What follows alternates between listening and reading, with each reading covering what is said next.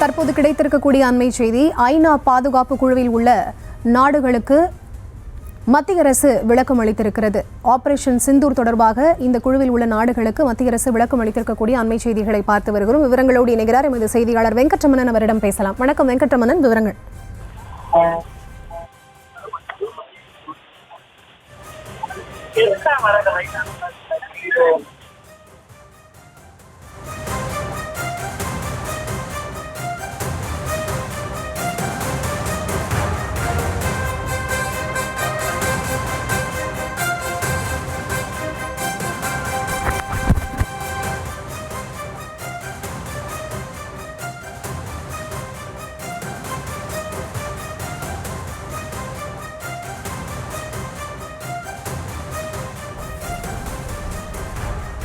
ஐநா பாதுகாப்பு குழு நாடுகளுக்கு விளக்கம் கேட்கப்பட்டுள்ளது. ஐநா பாதுகாப்பு குழுவில் உள்ள நாடுகளின் தூதர்களை அழைத்து விளக்கம் கேட்க உள்ளதாக தகவல்கள் வெளியாகியுள்ளது.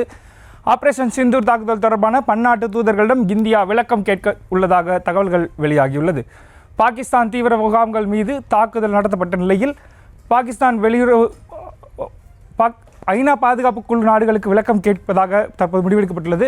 அமெரிக்கா, ரஷ்யா, பிரான்ஸ், சீனா, பிரிட்டன் நாடுகளின் தூதர்களை அழைத்து விளக்கம் கேட்க உள்ளதாக தகவல்கள் வெளியாகியுள்ளது.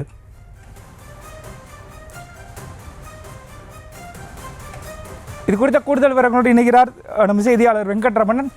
வெங்கட்ரமணன், ஐநா பாதுகாப்பு குழு நாடுகளுக்கு விளக்கம் கேட்குள்ளதாக தகவல்கள் வெளியாகியுள்ளது. இது குறித்த கூடுதல் விவரங்களை பதிவு செய்ய.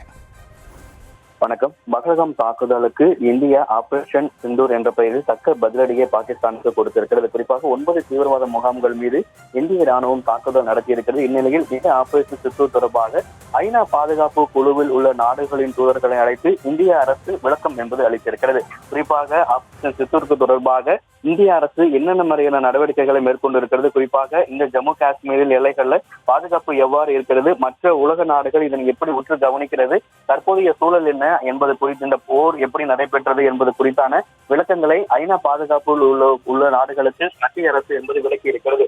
ஏற்கனவே அதாவது கடந்த மாதம் 22ஆம் தேதி இந்த பஹல்காம் தாக்குதலுக்கு பிறகாக அதற்கு அடுத்த நாளே இது போன்று இந்தியாவில் இருக்கக்கூடிய தூதர்களை அழைத்து மத்திய அரசு ஏற்கனவே அந்த தாக்குதல் குறித்து விளக்கம் அளித்திருந்தது. இந்த நிலையில் பாகிஸ்தானுக்கு தக்க பதிலடி கொடுத்திருக்கக்கூடிய இந்தியா இந்த தாக்குதலுக்கு பிறகாக தற்பொழுது ஐநா பாதுகாப்பு குழுவில் உள்ள தூதர்களை அழைத்து தற்பொழுது இந்த ஆபரேஷன் சிந்தூர் தொடர்பாக விளக்கங்களை அளித்திருக்கிறது. இந்த தாக்குதலுக்கு பிறகாக இந்திய அரசு என்ன மாதிரியான நடவடிக்கைகளை மேற்கொண்டிருக்கிறது, இந்த தாக்குதல் எவ்வாறு நடத்தப்பட்டது என்பது குறித்து ஐநா பாதுகாப்பு குழு நாடுகளுக்கு விளக்கம் என்பது அளிக்கப்பட்டிருக்கிறது. குறிப்பாக இந்த ஐநா பாதுகாப்பு கவுன்சில்ல சீனா, பிரான்ஸ், ரஷ்யா, இங்கிலாந்து, அமெரிக்கா உள்ளிட்ட நாடுகள் வீட்டோ அதிகாரத்துடன் இருக்கின்றது.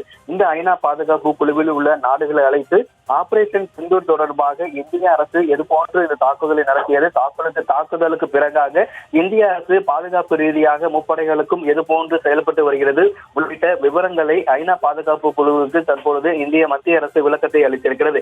ஏற்கனவே அந்த தாக்குதலின் பொழுதே அதற்கு அடுத்த நாளே இந்தியாவில் இருக்கக்கூடிய பாதுகாப்பு குழு தூதர்கள் அழைத்து இந்தியா விளக்கம் அளித்த நிலையில் தற்பொழுது பாகிஸ்தானுக்கு ஆபரேஷன் சிந்தூர் என்ற பெயரில் இந்தியா தக்க பதிலடியை கொடுத்திருக்கக்கூடிய சூழ்நிலையில் ஐநா பாதுகாப்பு குழு நாடுகளை அழைத்து இந்திய அரசு விளக்கத்தை அளித்திருக்கிறது. ஷாம்.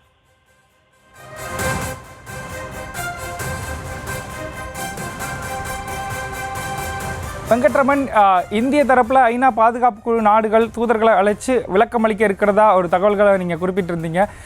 இந்த தாக்குதல் தொடர்பாக என்னென்ன மாதிரியான விஷயங்களை அவங்க அந்த விளக்கங்களில் கொடுத்துருக்காங்க?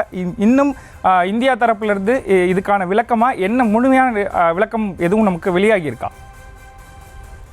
குறிப்பாக தொடர்ச்சியாக இந்த பஹல்காம் தாக்குதலுக்கு பிறகாக கூட இந்தியா, பாகிஸ்தான் இரு நாடுகளுக்கும் ஒரு போர் ஒப்பந்தம் என்பது போடப்பட்டது. ஆனால் பாகிஸ்தான் தொடர்ந்து இந்த போர் ஒப்பந்தத்தை மீறி இந்திய எல்லைகளில் தொடர் தாக்குதலை என்பது நடத்தி வந்தது. இந்த தாக்குதலுக்கு மற்ற உலக நாடுகள் இந்தியாவுக்கு உறுதுணையாக இருந்த நிலையில தற்பொழுது ஆபரேஷன் சிந்தூர் என்ற பெயரில் பாகிஸ்தானுடைய 9 அந்த தீவிரவாத முகாம் மீது தாக்குதலை நடத்தி இருக்கிறது. இந்த தாக்குதலுக்கு பிறகாக அதாவது இந்த தாக்குதல்கள் எவ்வாறு திட்டமிடப்பட்டு எப்படி நடைபெற்றது, முப்படைகளும் ஒருங்கிணைந்து எந்த ஏவுகணைகளை பயன்படுத்தி, குறிப்பாக ரஃபேல், பிரம்மோஸ் உள்ளிட்ட ஏவுகணைகளை பயன்படுத்தி எப்படி இந்த தாக்குதல் நடைபெற்றது என்பதற்கான விளக்கங்களையும் ஐநா பாதுகாப்பு குழு நாடுகளுக்கு விளக்கமாக தெரிவித்திருக்கிறார்கள். அதற்கு பிறகாக முப்படைகளையும் எது போன்ற ஒரு பாதுகாப்பு ஏற்பாடுகள், முப்படைகள்ல எந்தெந்த தளங்கள்ல பாதுகாப்பை அதிகரிக்கப்படுத்த வேண்டும், மற்ற நாடுகள்ல ஏதாவது ஒரு போர் சூழல் ஏற்படும் பொழுது மற்ற நாடுகள்ல எப்படி உதவி வேணும், போர் ஏற்படும் போது எது போன்ற உதவி தேவைப்படும் என்பது குறித்தும் இந்த ஐநா பாதுகாப்பு குழு இருக்கக்கூடிய அந்த நாடுகளுக்கு விளக்கம் என்பது அளிக்கப்பட்டிருக்கிறது.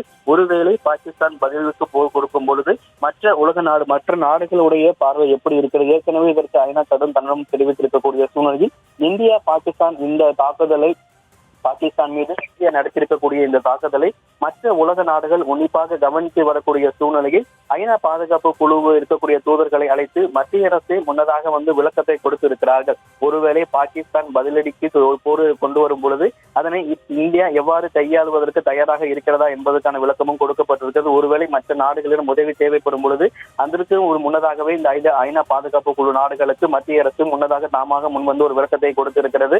பாகிஸ்தான் அரசு தற்பொழுது பல்வேறு பாகிஸ்தானுக்கு இருக்க எதிர்ப்பு தெரிவித்திருந்தாலும் கூட அமெரிக்கா இந்த இந்தியா பாகிஸ்தானிலே உன்னிப்பாக கவனித்து வருவதாக தெரிவித்திருக்கிறது. அதே போல ஐநாவும் இந்த செயலை கடுமையாக கண்டித்திருக்கக்கூடிய சூழ்நிலையில இந்த ஆபரேஷன் சிந்தூர் தொடர்பாக ஐநா பாதுகாப்பு குழு நாடுகளுக்கு மத்திய அரசு தற்பொழுது விளக்கத்தை அளித்திருக்கிறது. ஸ்ரீராம்.